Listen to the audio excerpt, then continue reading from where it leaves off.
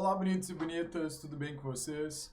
Vamos começar aqui uma revisão a respeito dos principais temas e as principais revisões que vocês devem estabelecer aqui para o Enem de 2025. O que é bom lembrar, bonitos e bonitas, é que o Enem também é aqui uma prova dividida em competências e habilidades na ciência da natureza e vai ter lá, enfim, 30 habilidades associadas aqui às três áreas do conhecimento: física, química, biologia. Para a química, são 4 competências estabelecidas de forma específica, embora muitas das questões de química também podem estar associadas a competências lá das primeiras, 4 áreas que são áreas mais generalistas. Agora, destaco aqui, bonitos, as competências de cada uma dessas áreas, embora não seja interessante ou importante que vocês as conheçam. O que é importante aqui é que vocês entendam que cada uma dessas competências acaba estabelecendo aqui relações com uma habilidade específica e com conteúdos específicos, certo?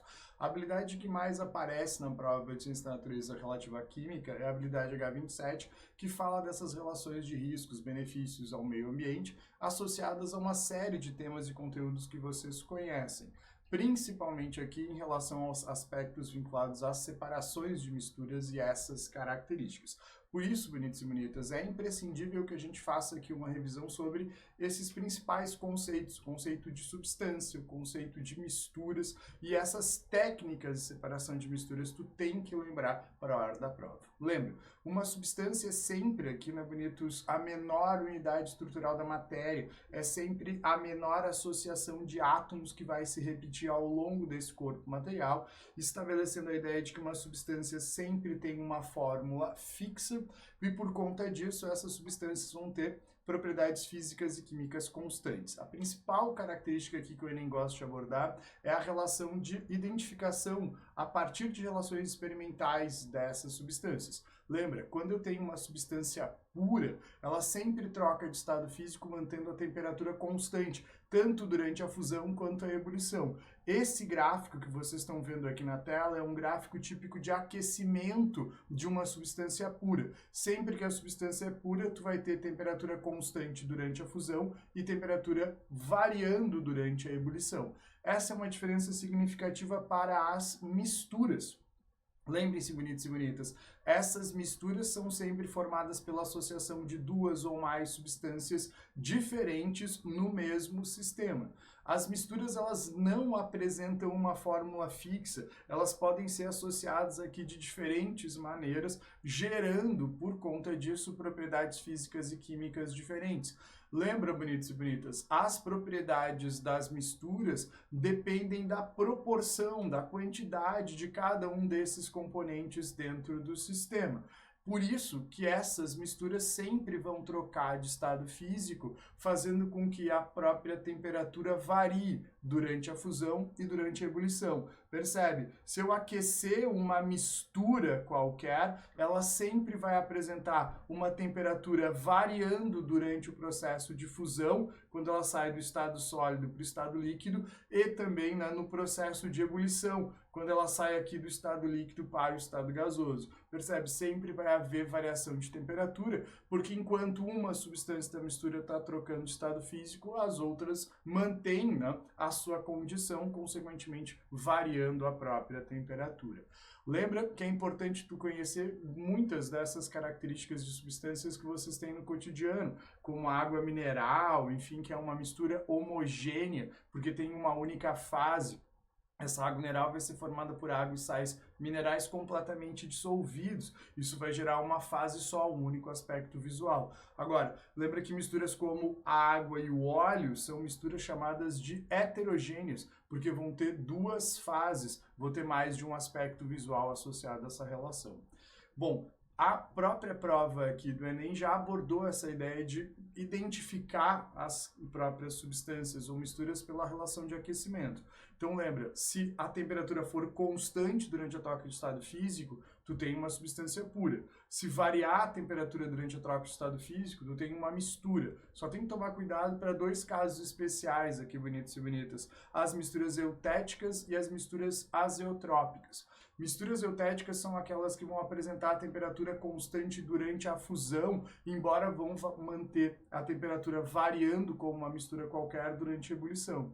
Já as misturas azeotrópicas vão manter a temperatura variando durante o processo de fusão e vão ter temperaturas constantes durante a ebulição.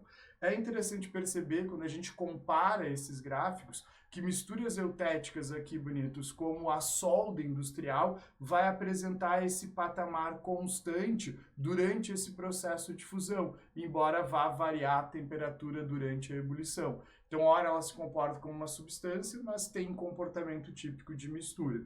Agora, quando tu tem uma mistura azeotrópica, percebe, ó, a temperatura de ebulição passa a ser constante. E aí a mistura de água e álcool, na proporção específica de 96% em volume, o álcool, o etanol combustível, tem essa característica. Então é interessante tu ter esse gráfico em mente, porque volta e meia eles cobram essa relação de identificação aqui, bonitos e bonitas. Agora, é interessante perceber que a grande pergunta associada a esses conceitos substância, mistura, sempre envolve a separação de misturas. Bom, né, bonitos, esses processos de fracionamento, de separação desses componentes de uma mistura, que podem estar associadas à extração de tratamento de água, podem estar associadas aqui à identificação e separação do próprio petróleo, enfim, a tratamento de efluentes, são questões muito frequentes na prova do Enem. Muitas vezes vocês encontram até duas questões fazendo referência à separação de misturas.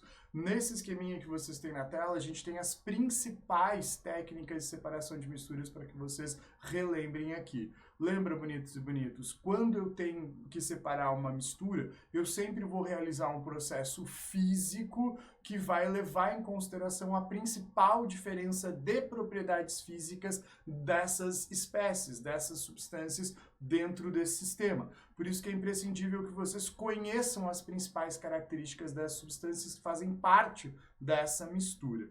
Então, vamos lá. Vamos separar aqui, bonitos, as principais técnicas de separação de misturas em dois grandes grupos. O grupo das misturas heterogêneas e o grupo das misturas homogêneas. Lembra, separar misturas heterogêneas é sempre mais tranquilo, mais fácil, porque existe uma diferença de fase aqui entre elas. E as principais técnicas estão aí. Quero destacar a filtração, que a gente usa para separar misturas heterogêneas aqui, bonitos, de sólido e líquido, ou sólido e gás, como acontece lá quando está preparando o café, separar a bebida café do pó, por exemplo, é filtração.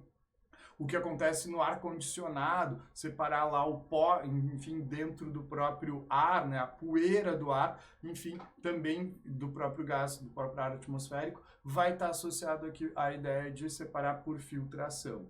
Decantação é outra técnica que o Enem já cobrou de forma bastante significativa, tanto para separar misturas heterogêneas de sólido e líquido, quanto de sólido e gás. A grande característica da decantação aqui, bonitos, é a densidade, certo? A diferença que eu vou usar para separar esses componentes é a própria densidade. A centrifugação, o Enem já trouxe aqui também e também trabalha com a diferença de densidade.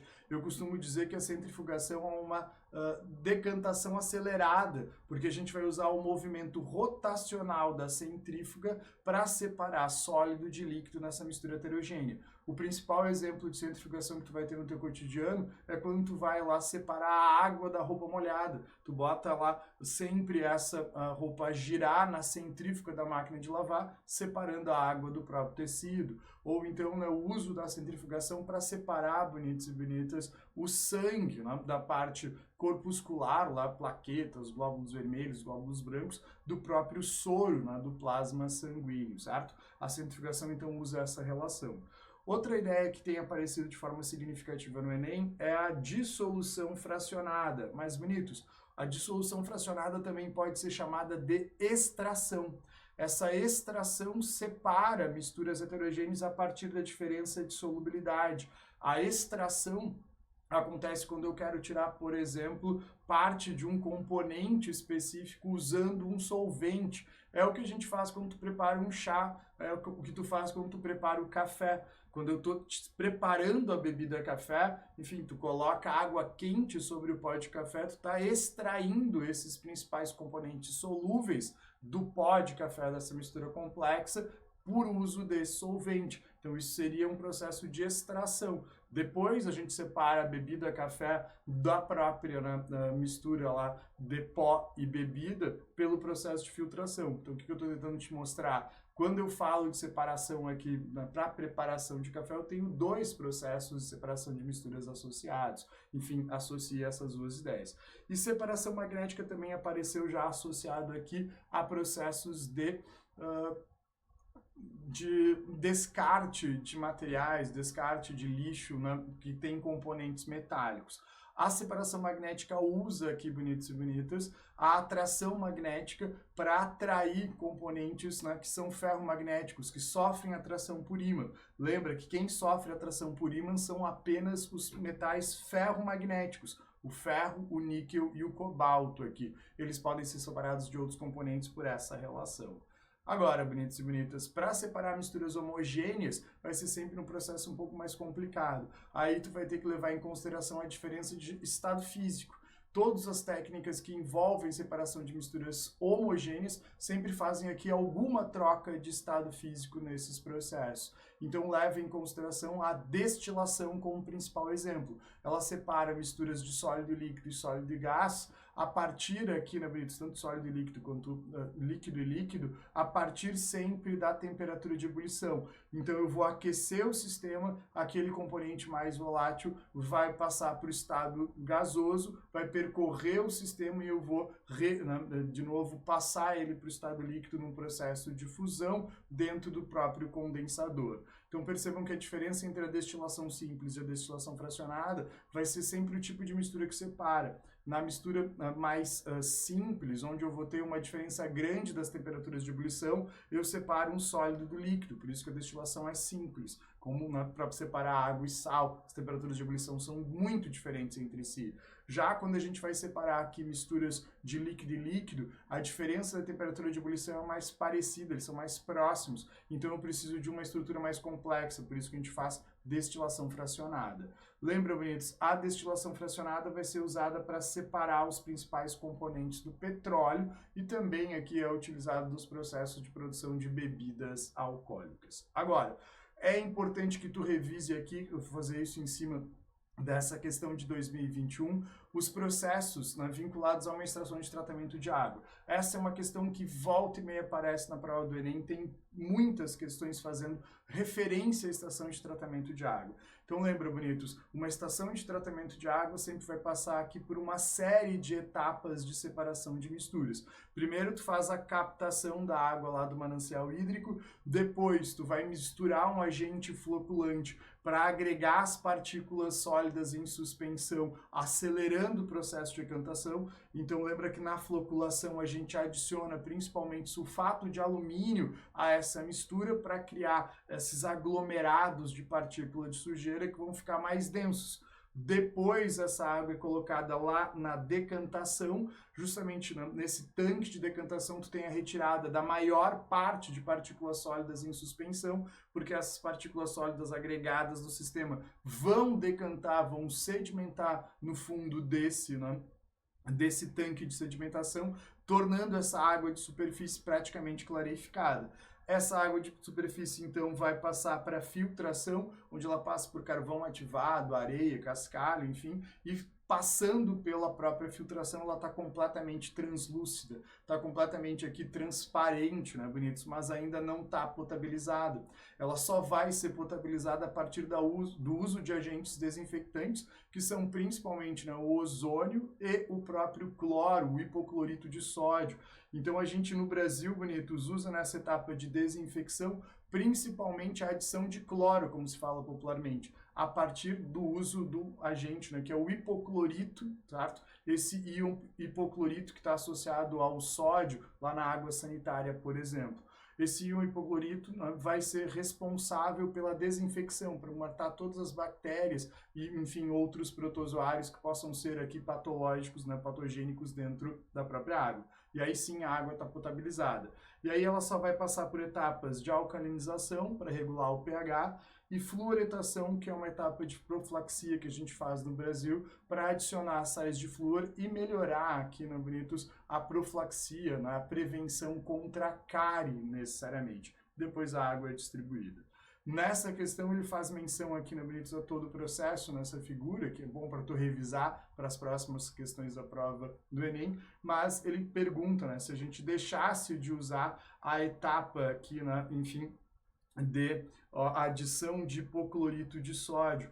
Lembra, o hipoclorito de sódio serve para fazer a potabilização, então vai ter muita bactéria nessa água. Essa seria a resposta dessa questão. Mas revisa aí, bonitos, etapa por etapa dessa estação de tratamento de água. Isso é bastante importante aqui. Bons estudos!